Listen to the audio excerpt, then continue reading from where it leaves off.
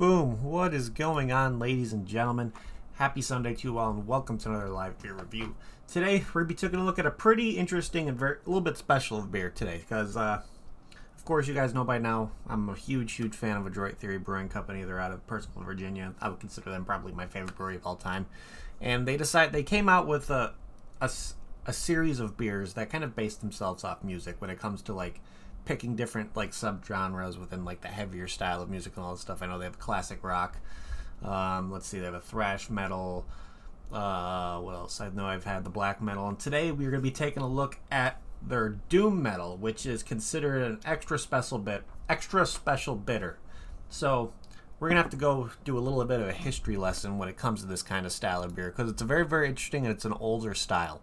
So what an extra special bitter is, and it's all the other kind of variations of bitters that have their start with the development of something called coke back in 1642. And coke is a high carbon fuel made from coal. Before its development, malts were roasted using wood and peat, which invariably infused the malt with some degree of smoky character and darker color. So the new fuel made it possible to create a lighter malt with both color and character. So I'm reading this off an actual website that kind of explains the history of an extra special bitter. So then it kind of goes into the realm of talking about pale ales and all kind of stuff. So they said the name of the pale ale is without a doubt taken from the pale color of this new malt. By the 19th century, pale ale was a blanket name covering 3 different strengths of bitters and English IPA. If an English IPA is considered as a bitter also, it provides a rather simple picture of convoluted history of these somewhat arbitrary distinct styles. In the early 1800s also saw the quality of bitters change quite dramatically with the rise of brewers around Burton-upon-Trent.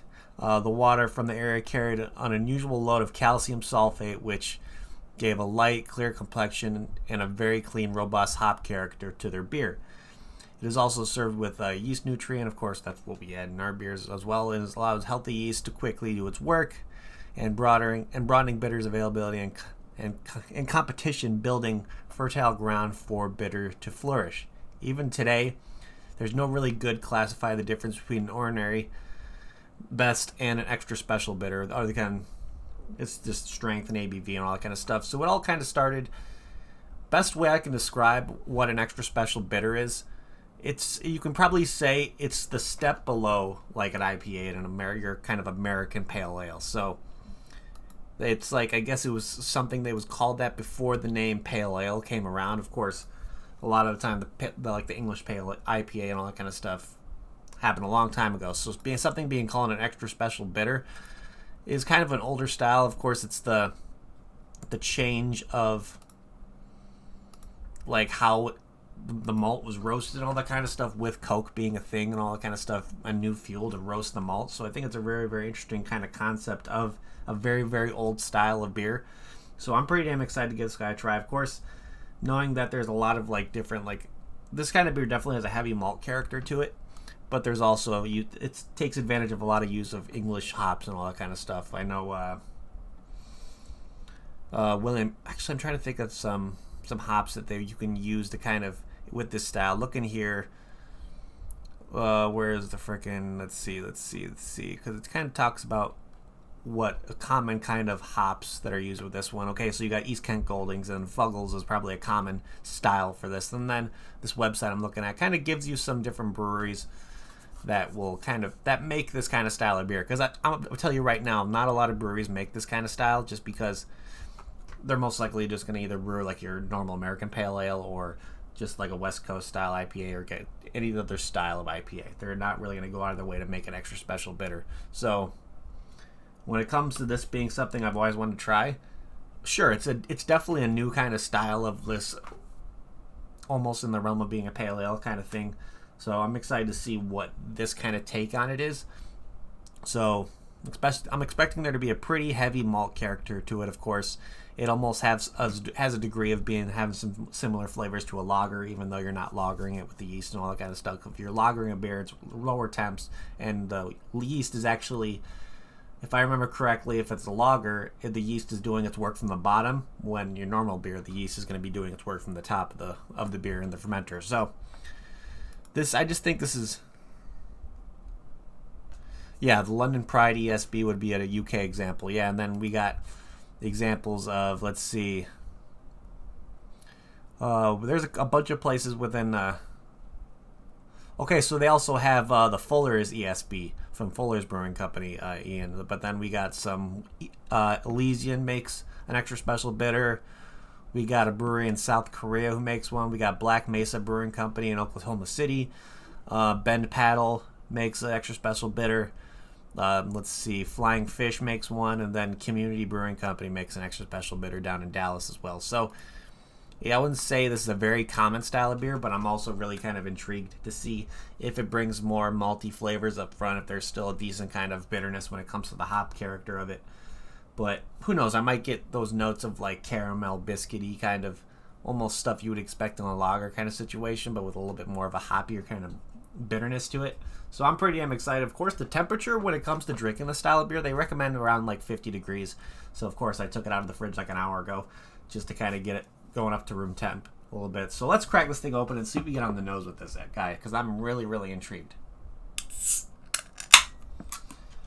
I didn't mention before, this guy comes out to, where is it? Right here. It comes out to a 5.6% ABV. So relatively low ABV. Would definitely consider this sessionable. There definitely is a really, really, like, holy crap. There definitely is a predominant maltiness to it up front. Almost very, very sweet. But those notes of like toffee and all that kind of stuff are like caramel, toffee, come through really, really nice. I'm expecting to have like almost like amber kind of color. Probably not as much as like an amber ale, but definitely having this like almost brown, like honey kind of color to it. So let's pour this guy. I'll be drinking this out of course, just another Grim Army pint glass that I've got. But let's pour this guy and see what it looks like. Oh yeah, look at that. This definitely has like a very, very nice amber color to it. Nice, almost like tannish brown kind of head to it. But yeah, the color on this one is really, really nice. I like that color a lot, especially in this kind of style of beer. Oh, don't want to fill it too high. But the aromas of like the sweet aromas that I'm getting from it are very, very, very, very predominant. Definitely getting like a breadiness. I don't know if it's like a biscuitiness, but it's definitely a bready note. Yeah, it smells pretty damn delicious. I'm going to tell you right now. I'm just curious if it's going to have characteristics of a pale ale or maybe have more of a sweeter kind of malt profile to it that's you normally don't experience with like a... Oh yeah, I definitely agree, and it's definitely not one to drink ice cold. So let's give this guy a try and see what this thing's all about. So cheers, everybody. Happy Sunday.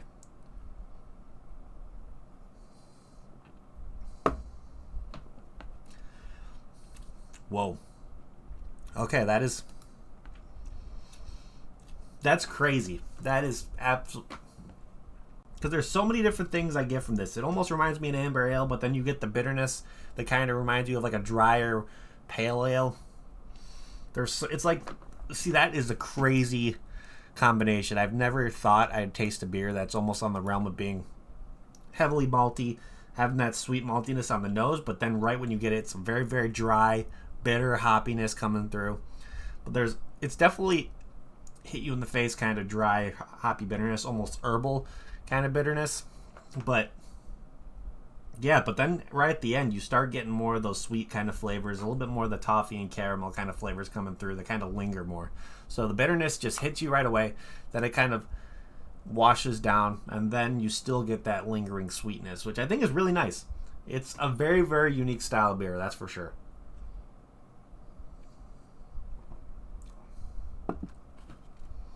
Yeah, that is definitely very, very interesting. I'm kind of glad I saved this one because I didn't know what to expect. This is probably the most unique hop forward kind of like having a bitter hoppy flavor beer that I've ever had. I'm going to be completely honest here.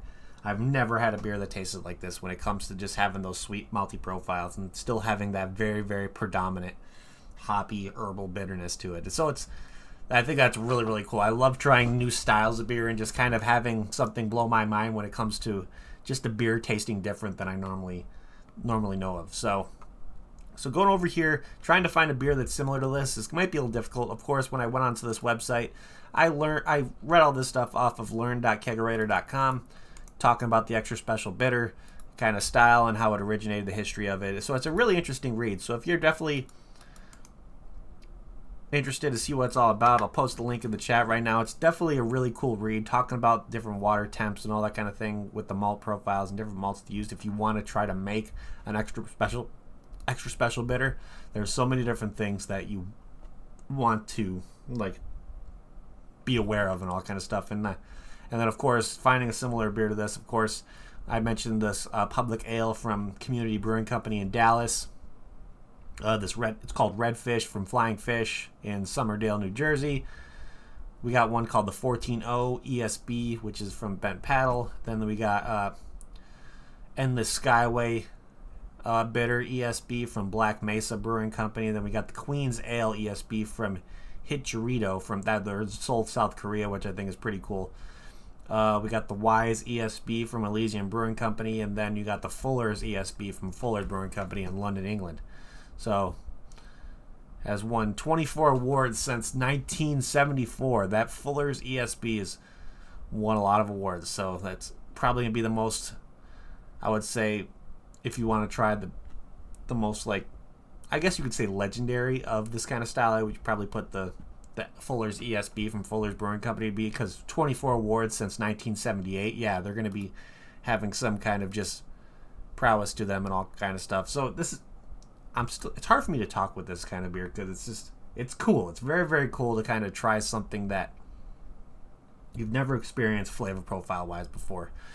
And just overall, I like it. It's definitely unique. I don't know if I would go for this kind of style all the time if I try to like, this isn't going to be something that replaces like your everyday hazy IPA for me. No, but this is definitely something that I am glad I experienced at least once with having this kind of style of beer, because it has the heavy malty profile that you would expect from maybe a little bit of like an amber ale having a little bit more of a sweetness. Some lagers have this kind of malty sweetness, but that like herbal hoppy bitterness to it is just, it's crazy, absolutely crazy how much it's dry. It's very, very herbal, almost like you're walking through a spice shop almost. It's insane. Yeah, so Adroit Theory stepped up their game again when it comes to being able to brew any kind of style of beer and kind of make their own twist on it. So I think they did an absolutely fantastic job with this one, so I'm really impressed. So let's start looking here at Untapped. Unfortunately, this is the Ghost 1060, which I don't know if this version is available at the brewery right now. I don't think it is.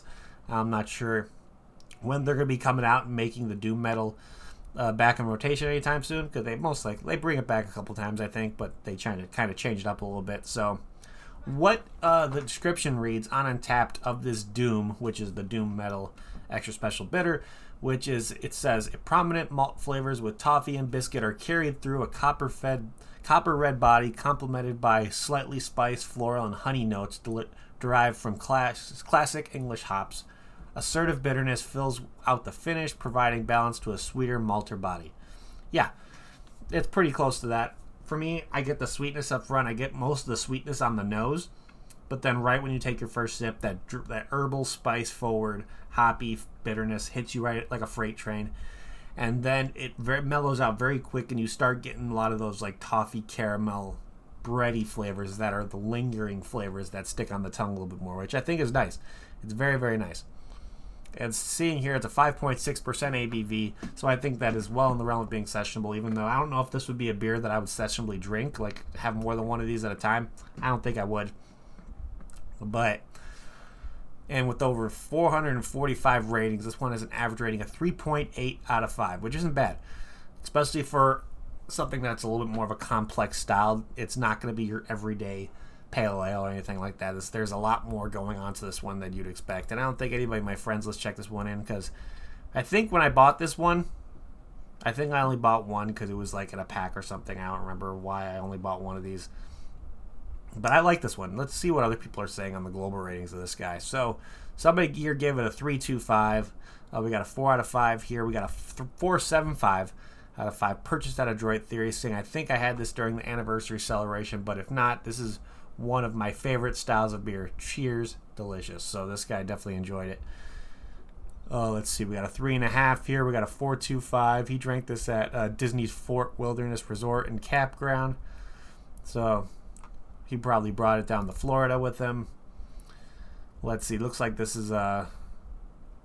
This is somebody drank it overseas, and he gave it a 3.5, saying nice for a bitter. We got a 4 out of 5 rating here. We got a 3.75. This guy purchased it at a place called the Liquor Stop, which is in Maryland, in Bel Air, Maryland. And what he said, he gave it a 4.25, saying a nice change from so many IPAs. It's pretty much as described by Adroit. Tastes like I'm in England again, drinking a pub brew. Yeah, if this is definitely something that's a very, very common style in England, I can see why they drink a lot of beers up there, because this is pretty damn delicious. It wouldn't be my go-to style of hoppy or more of a bitter style of beer. I'm not 100% sure if extra special bitters are very, very popular in the UK. Ian, you could probably say more if they are. But yeah, I think it's a really, really cool style to see it having such a high popularity in other parts of the world, especially the UK specifically. And this is going to be the last one I read here. So this guy gave it a 4.25, saying, in this crazy world of double dry hopped IPAs and overly adjusted stouts, it's nice to appreciate and enjoy a classic throwback style to simpler times, better times perhaps, when beers were flavorful, simple, and deeply satisfying. Shout out to all the ESB lovers. So this one definitely brought in a lot of extra special bitter fans, so this one was definitely had their own crowd that really enjoyed it. But overall ratings on this one, I would say, are pretty damn good.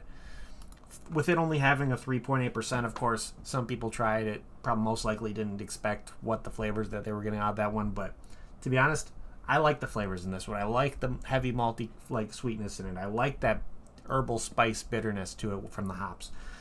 I just think it was an overall really solid beer. Like I said, I don't know if it would be something that I would be a go-to style of beer for me, because I'm so accustomed to like a double dry hop IPA or a nice barrel aged imperial stout. I could probably see myself drinking maybe like 1 or 2 of these a month. Maybe I wouldn't go far if this would be like a once a week kind of beer I drink. I'd probably, if I was able to get this beer in my possession, I'd probably do a 1 or 2 a month kind of situation. Okay, so bitter was probably the style that the lager knocked off at the top spot back in the 80s. Okay, that's very, very interesting. So, well, I wonder why you think that, Ian. We have to have a talk and see why you think lagers got so popular over there when the bitter just kind of just flew off in the wind. But I think there's probably breweries out there that are still kind of keeping the extra special bitter strong out there.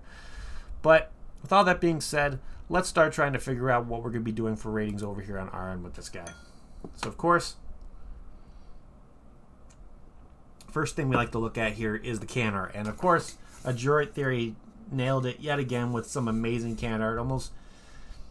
It looks better when it's like there's a little bit more light on it, but having that almost like cloaked kind of like shadowy people in there, it almost reminds me of the ring wraiths in Lord of the Rings. I don't know why. The Nazgul and all that stuff. And of course, being doom metal, I'm a metalhead, so having another different themed metal beer from Adroit Theory is always something that I'm always looking forward to. So I think this can art is absolutely awesome. I love the logo they did for the doom metal part of it. And just having the detail in those like almost cloaked knights. This guy has like a crown on his head. I think this has to be Lord of the Rings themed, just because him having that almost like fiery crown on the front. I don't know if they specifically did Lord of the Rings, but I think they did a really cool job with this one. A lot of detail, almost having like they're in like a mountainous area in the background. So there's definitely good enough detail. The only thing that I would have a gripe on this label was it's just very dark, and you have to like look closely at it to get all the detail. But other than that, this can art is phenomenal and definitely something that would catch my attention at a liquor store or bottle shop for sure. So I'm gonna give this a 4.75 out of can art. 4.75 out of 5 for can art. Absolutely fantastic. Definitely one I'm gonna hold on to and peel the label off with, just because most of Adroit Theory's beers have really, really fantastic can art on them. But let's see here. If I got this beer in a flight over at Adroit Theory, would I get another one? Like I stated, I'd probably have 1 or 2 of these a month.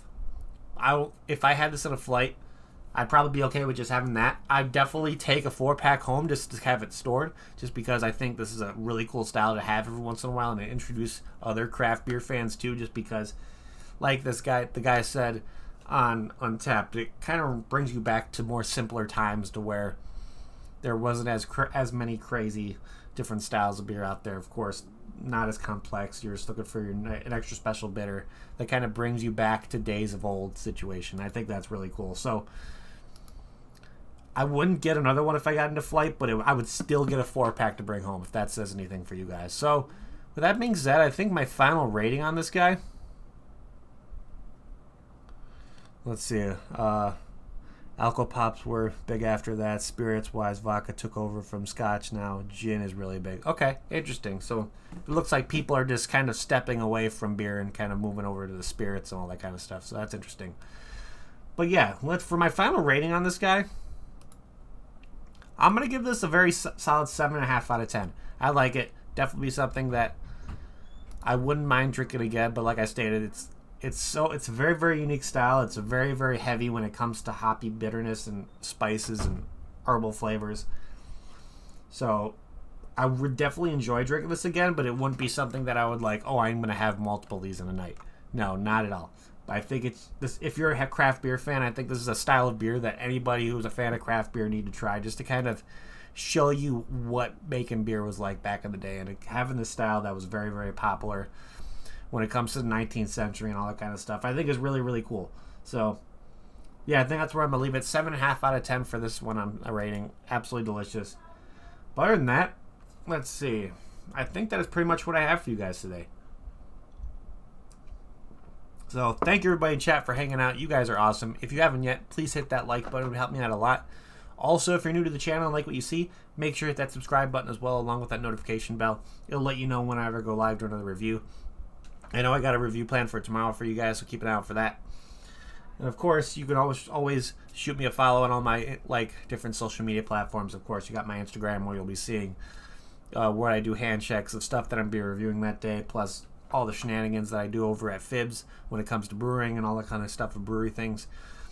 But then, of course, you can shoot me a friend request on Untapped. You guys hear me talk about Untapped all the time. It's a fantastic platform. What else? Yeah, I like to call it Facebook for beer drinkers. It's really cool. So if you're a craft beer fan and not on Untapped yet, stop what you're doing and do so. Plus, if you want to shoot me a friend request so you can see what I'm drinking, plus like what I can see what you're drinking, link to my Untapped profiles down in the description below. And finally, I always recommend the best way to support me and help me do what I do is to go over there and get yourself on the Patreon. Of course, I do monthly craft beer giveaways over there, where we have people winning craft beer for me that I pick out. I do monthly 4-pack giveaways of Illinois exclusive craft beer, normally stuff that people can't get their hands on in other states and all that kind of stuff. So if you want the opportunity to win some beer, plus help me do what I'm doing by getting more beer in my hands so I can get more beer in your guys' hands as well, it would also always be helpful. So if you want to support me, Patreon's gonna be the best way to do so. But other than that, yeah, that's pretty much what I got for you guys today. So again, thank you everybody in chat for hanging out. You guys are awesome. Thank you everybody who's been watching on the replay as well. You guys are amazing. Thank you again for everybody who tunes in. And I'm ending this like I always do before we get the hell out of here. If you're gonna drink responsibly. Don't drink and drive. And I'll see y'all next time. Cheers.